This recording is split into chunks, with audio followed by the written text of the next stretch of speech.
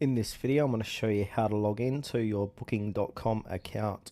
If you find this video helpful, please consider to like this video and subscribe to my channel. In saying that, let's just jump straight into the video. Okay, so what we need to do is open up a web page and head on over to Booking.com. It's the official website for Booking.com. And now once we're here, I just logged out of my account quickly.